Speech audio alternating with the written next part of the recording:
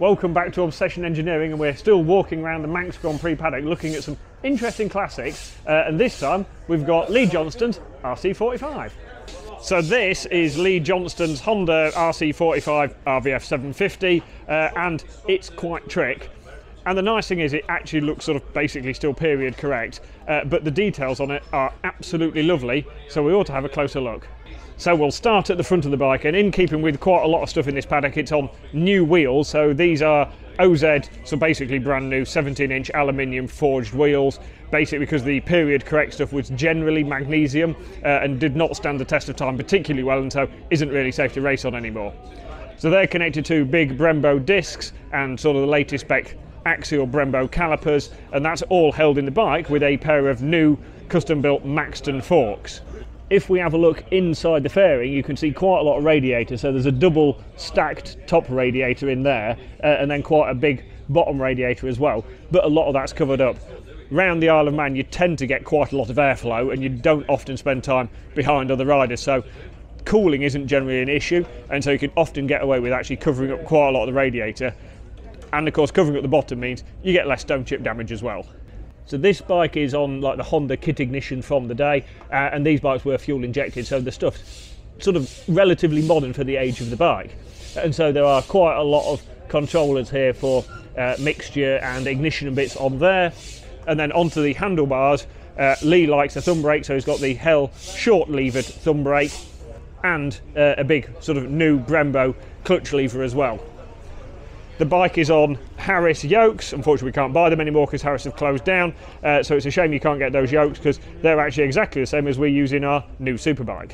On the brake side there is a proper Brembo cast big master cylinder on there as well, and it's nice simple switch gear around here, so on off switch, start button, and a rain light. That's all you really need on your handlebars.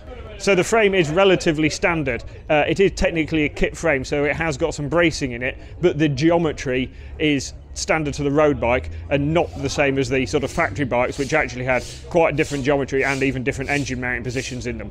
The factory frames might have looked like the road bike, but they were really quite different in detail.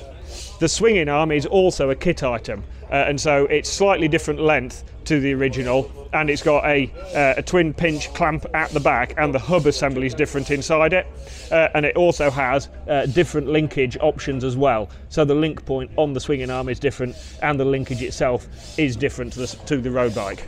And in keeping with the front, the rear has a Maxton shock as well, so that's new, built to spec, and Maxton do a lot of work with road racing, and so that has been spec'd up exactly for Lee. The engine is breathing out of the big Akrapovic twin stack system, so the early bikes had the two exhausts stacked on one side, the later systems had a silencer both sides. And then we really ought to look a bit of the engine as well. So this is a Steve Mellor built kit engine. So the headwork was all done by Steve Mellor, and the original build was done by Steve Mellor, but it has been refreshed obviously recently. So because it is a kit spec engine, it has a different crank, different rods and different pistons to the road bike. It'll be on kit cams, and obviously you've got Steve's port work as well. And this engine is making about 165 horsepower at the back wheel. So this is a really, really strong classic superbike.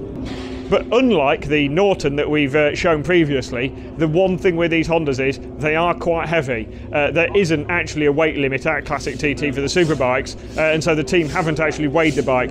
But in comparison to the Norton that was 130 kilograms, this one's probably 40-ish kilograms heavier, which is a bit of a disadvantage, but sometimes around the Isle of Man, a bit of weight can give the bike a bit of stability. So here, that's not going to handicap the bike as much as it would have done on a short circuit. And if you'd like to see more action from Lee's garage, I'll put a link to his channel up in the corner.